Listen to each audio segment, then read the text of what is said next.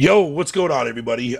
Real quick, I just wanted to make a quick little video upload. I just got done beating Blair Witch, and I wanted to share my initial thoughts. This is not going to be a review because I'm not really, I didn't really capture a whole lot of footage and whatnot because, be playing on the Xbox and being limited to internet-wise, it would just be too much of a pain in the ass to get all the footage together and then upload it to my phone and then have to download an application. You get the idea. So real quick, I kind of just want to give my thoughts on how I feel about it.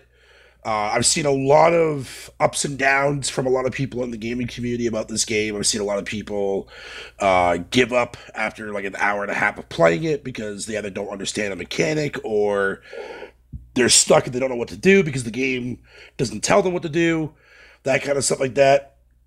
I've seen people on Twitter complaining and trying to compare it to a game that like Outlast, which plays nothing like Outlast.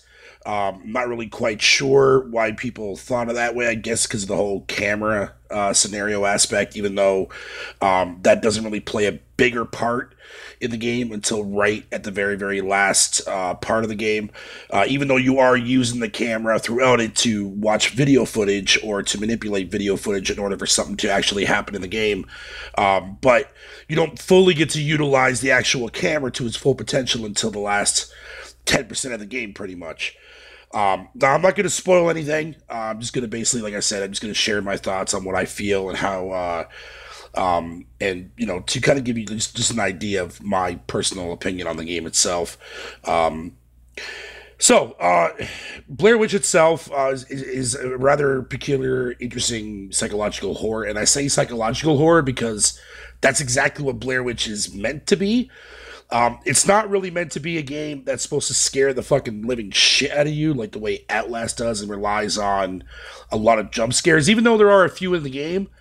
I didn't really get startled at anything until pretty much basically right at the end, is where I got a little bit of a tiny little jump scare, but that was pretty much basically about it. But I came away from this game with a mind fuck behind it.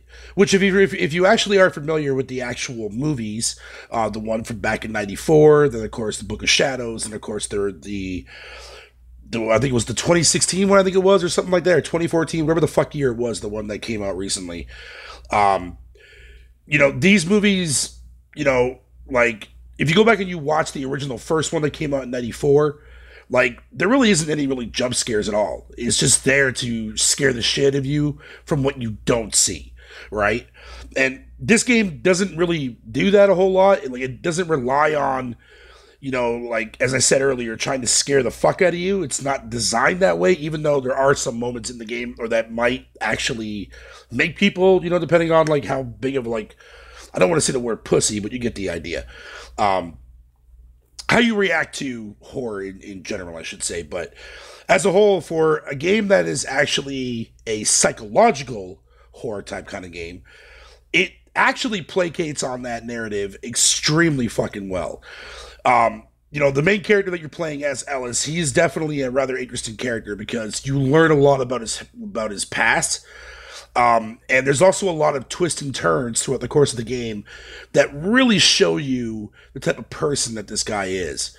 And of course his little sidekick dog Bullet, who you will definitely have some interesting relations with, or you might just not give a crap about the actual dog that's basically there to actually help you and whatnot.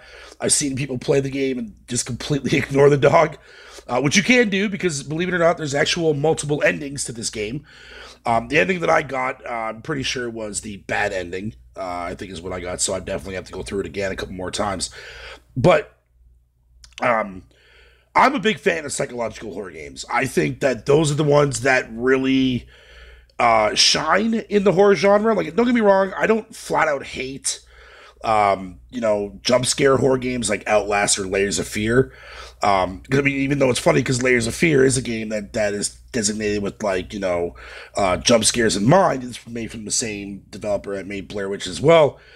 I think a lot of people just went into this game with a very, very misunderstanding, I think. And don't really understand, why is the game, looping me through this whole entire shit over and over again? You know what I mean? Like, there's a lot of moments in the game where you go through this loop. You end up backtracking in the exact same spot over and over and over again. And a lot of people think that that's a flaw, and it's actually not a flaw. It's actually a pretty cool design because if that doesn't scream fucking psychological horror to you, then I don't know what the fuck does. Honestly, I really don't know what the fuck does. But it's there because you clearly need to figure out what you need to do. You know what I mean? And I've seen people, like streaming this shit and get to that point or get to a part that's like that and they just give up and they say, fuck it, I'm done with this game. And they call it trash or they call it whatever the case in the book with not really fully understanding why the game is in a loop. You know what I mean? And believe it or not, there's actually moments like that in the actual films too as well where it does have a loop like that. I believe Book of Shadows had it, I think. And I think also the one that came out several years ago too as well also had a moment like that too as well where a character was like stuck in a loop. And it's funny because those moments, actually play an important role throughout the course of the game. So it's kind of a real shame to see that being a letdown to a lot of people when that's actually a very crucial, important aspect to the Blair Witch game. But overall, by the time I got to the end, and I really found out what kind of character Ellis is, and I really saw what the hell was going on, and that ending alone, just like the last hour of the game, is just fucking, it's one hell of a mind fuck. I can't really say what it is because it'll just flat out ruin the game for a lot of people, but let's just say that the last hour of the game is a complete mind fuck. And that alone is worth just going through it to get to that ending to see exactly what I'm talking about. Like, that ending is so fucking cool. But despite all that, it's not a terrible game by any stretch of the means. I don't care what anybody fucking says. It's not a bad game. It's a good psychological horror. And truth be told, in this day and age of modern gaming, we need more psychological horrors. And I'm glad to see that Blair Witch and the team at Blubber finally actually fucking came out with a good, actual fucking supernatural. And I guess you want to call it supernatural too as well, I guess, because you are dealing with supernatural elements in a way. But as a psychological horror game, though, it matches pretty fucking well. And I liked every fucking minute of it when I was playing this game.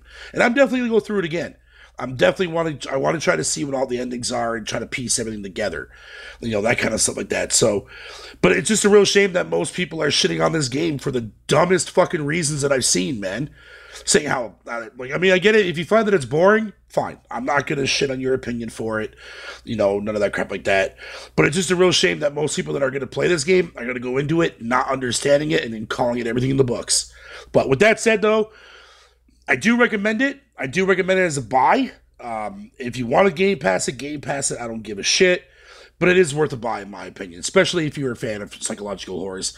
This game is actually quite, it's got a couple little unique elements behind it. But at the end of the day, I dig the fucking shit out of it. And with that, I'm out. Peace.